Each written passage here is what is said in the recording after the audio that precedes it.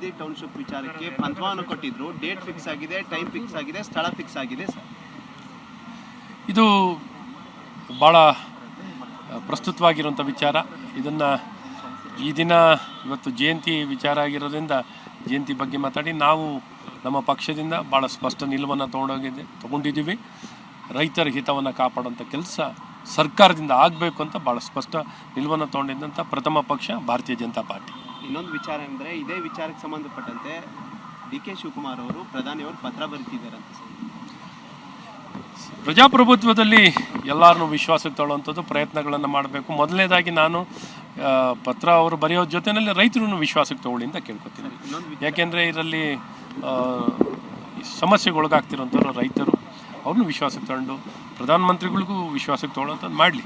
ಒಟ್ಟಾರೆ ಎಲ್ಲರನ್ನೂ ವಿಶ್ವಾಸಕ್ಕೆ ತೊಗೊಂಡು ಒಂದು ಒಳ್ಳೆಯ ಉದ್ದೇಶಕ್ಕೆ ಸರ್ವ ಪಕ್ಷ ಎಲ್ಲ ಇದಕ್ಕೆ ಸಮಸ್ಯೆಗೆ ಒಳಗಾಗ್ತಿರೋಂಥ ವ್ಯಕ್ತಿಗಳನ್ನು ವಿಶ್ವಾಸಕ್ಕೆ ತಗೊಂಡು ಈ ಮುಂದಿನ ಕಾರ್ಯ ಮಾಡಲಿ. ಒಳ್ಳೆಯ ಅಭಿವೃದ್ಧಿ ಆಗಲಿಕ್ಕೆ, ಪ್ರಗತಿಯನ್ನು ಕಾಣಲಿಕ್ಕೆ ಯಾವತ್ತೂ ಸ್ವಾಗತ.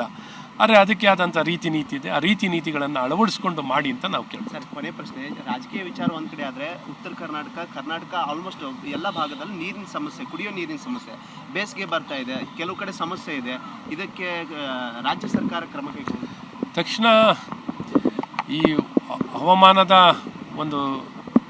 ಏನೊಂದು ಫೋರ್ಕ್ಯಾಸ್ಟನ್ನು ನೋಡಿಕೊಂಡು ಒಂದು ಸ್ವಲ್ಪ ಮಳೆ ಕೊರತೆ ಬರುವಂಥದ್ದು ಕಾಣ್ತಿದೆ.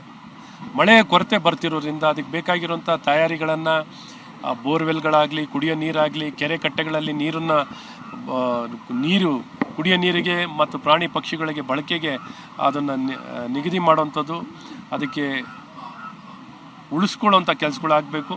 ಅದಕ್ಕೆ ಬೇಕಾಗಿರುವಂಥ ಕ್ರಮಗಳನ್ನು ಸರ್ಕಾರ ಕೈಗೆತ್ಕೋಬೇಕು. ಇನ್ನೂ ಸರ್ಕಾರ ತನ್ನ ಈ ದಿಕ್ಕಿನಲ್ಲಿ ಪ್ರಯತ್ನಗಳು ಕಾಣ್ತಿಲ್ಲ. ಹಾಗಾಗಿ ತಕ್ಷಣ ಮಂತ್ರಿಮಂಡಲ ವಿಸ್ತರಣೆಯನ್ನು ಮಾಡಿ ಸಂಬಂಧಪಟ್ಟ ವ್ಯಕ್ತಿಗಳನ್ನು ಜಿಲ್ಲಾವಾರು, ಈಗೇನು ಜಿಲ್ಲಾವಾರು 4-5 ಜಿಲ್ಲೆಗೆ ಒಬ್ಬೊಬ್ಬರು ಇದ್ದಾರೆ.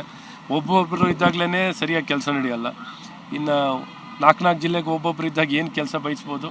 ಹಾಗಾಗಿ ಸರ್ಕಾರ ಮೊದಲೇ ಆದ್ಯತೆಯಾಗಿ ಈ ಒಂದು ಬರದ ಛಾಯೆ ಏನು ಮೂಡ್ತಿದೆಯೋ ಆ ದಿಕ್ಕಿನಲ್ಲಿ ಏನು ಕ್ರಮವನ್ನು ವಹಿಸಬೇಕಾಗಿದೆಯೋ ಆ ಕ್ರಮವನ್ನು ವಹಿಸೋ ಕೆಲಸ ತಕ್ಷಣ ಸರ್ಕಾರ ಮಾಡಬೇಕು ಅಂತ ಒತ್ತಾಯವನ್ನು ಮಾಡಿ.